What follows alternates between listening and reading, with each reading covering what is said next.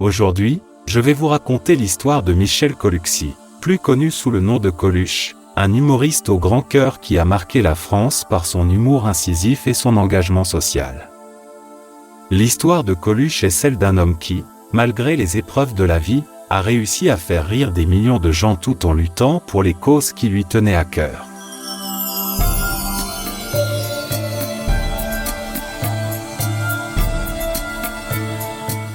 Michel Coluxy est né le 28 octobre 1944 à Paris.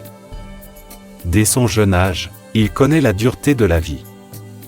Son père, un immigré italien, meurt alors qu'il n'a que 3 ans, laissant sa mère élever seule ses 2 enfants.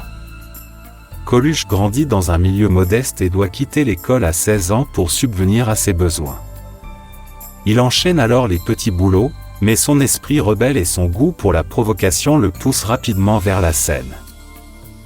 Dans les années 70, Coluche se fait connaître dans le milieu des cabarets parisiens grâce à son humour caustique et ses sketchs provocateurs.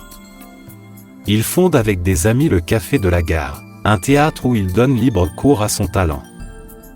Son style, mêlant sarcasme et critique sociale, lui vaut une popularité croissante.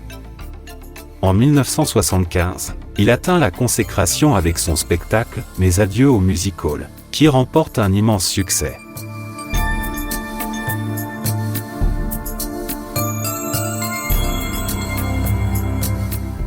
Coluche devient une véritable star du rire, mais il ne se contente pas de faire des blagues. Derrière le clown se cache un homme profondément touché par les injustices de son époque. En 1980, il surprend tout le monde en annonçant sa candidature à l'élection présidentielle. Bien que sa démarche soit avant tout satirique, elle révèle son désir de bousculer les conventions et de dénoncer les inégalités sociales. Sa campagne, marquée par des slogans percutants et des propositions provocantes, attire une forte attention médiatique et suscite l'enthousiasme de nombreux jeunes et laissés pour compte. Cependant, Coluche se retire finalement de la course sous la pression et les menaces, mais il ne renonce pas à son combat pour une société plus juste. En 1985, touché par la détresse des plus démunis, il lance une idée qui va révolutionner l'aide aux personnes en difficulté, les Restos du Cœur.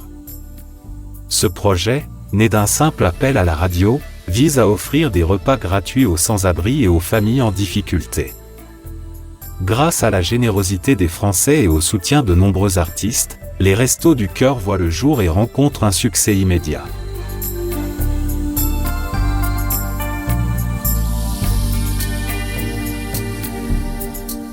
Le premier hiver, les Restos du Cœur distribuent plus de 8 millions de repas. Coluche, avec sa franchise et son sens de l'humour, parvient à mobiliser l'opinion publique et à attirer l'attention sur la précarité. Malheureusement, le 19 juin 1986, Coluche trouve la mort dans un tragique accident de moto, laissant la France orpheline de l'un de ses plus grands humoristes et humanistes. Cependant, son héritage perdure. Les Restos du Cœur, portés par l'esprit de solidarité qu'il a insufflé, continuent de se développer. Chaque année, des millions de repas sont distribués à ceux qui en ont besoin, grâce à l'engagement de milliers de bénévoles et au soutien indéfectible des Français. Coluche, par son initiative, a non seulement apporté un réconfort matériel aux plus démunis, mais il a aussi changé le regard de la société sur la pauvreté et la solidarité.